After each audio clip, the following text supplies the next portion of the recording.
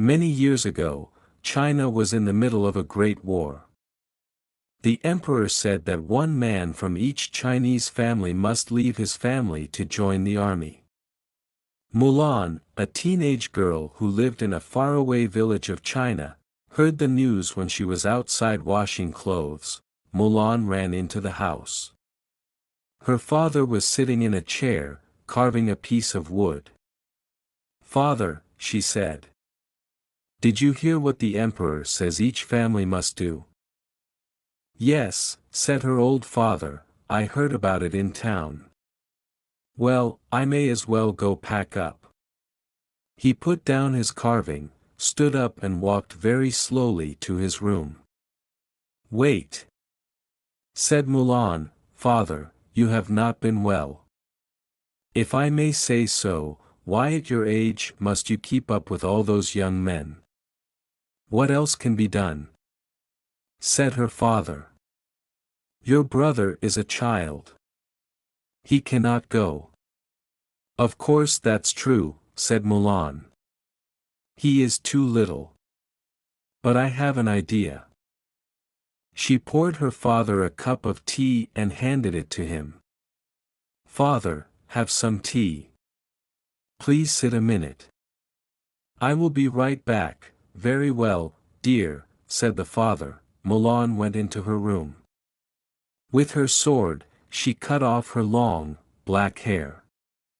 She put on her father's robe. Going back to her father, Mulan said, "Look at me. I am your son now. I will go in your place. I will do my part for China." "No, my daughter," said the old man. "You cannot do this, father." "Listen please," said Mulan. "For years, you trained me in Kung Fu. You showed me how to use a sword." Mulan swung the sword back and forth with might, "only so that you could stay safe," said her father. "I never meant for you to go to war.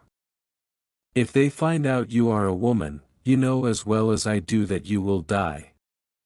"No one will find out, father," said Mulan. She picked up her sword. "Mulan," said the father. He tried to get up but had to hold on to his chair. The daughter kissed him goodbye. "I love you, father," she said.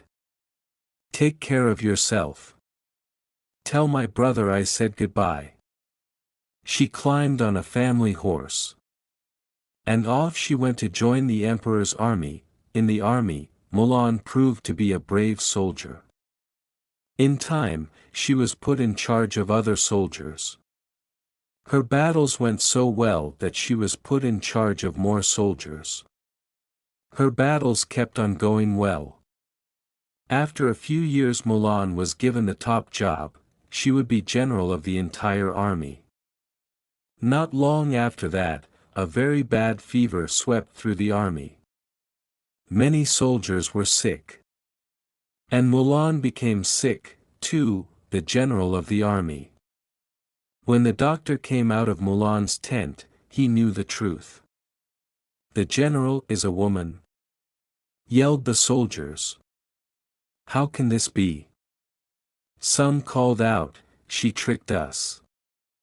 And we will not fight for a woman." They said, "Punish her. Make her pay. The cost is for her to die." But others called out, in voices just as loud, "With Mulan, we win every battle." They said, "Stay away from our general." Just then, a soldier ran up. "Everyone," he called. "A surprise attack is coming." Mulan heard this from inside her tent. She got dressed and went outside. She was not yet strong, but stood tall. She told the soldiers where they must go to hide so they could attack when the enemy came. But they must get there fast. The soldiers, even those who did not like that their general was a woman, could tell that Mulan knew what she was talking about. It worked. The battle was won. It was such a big victory that the enemy gave up, at last. The war was over, and China was saved. You can be sure that after that last battle, no one cared anymore that Mulan was a woman. The emperor was so glad that Mulan had ended the long war, he set aside the rule about being a woman. "Mulan, stay with me in the palace," he said. "Someone as smart as you would be a fine royal advisor." Mulan bowed deeply.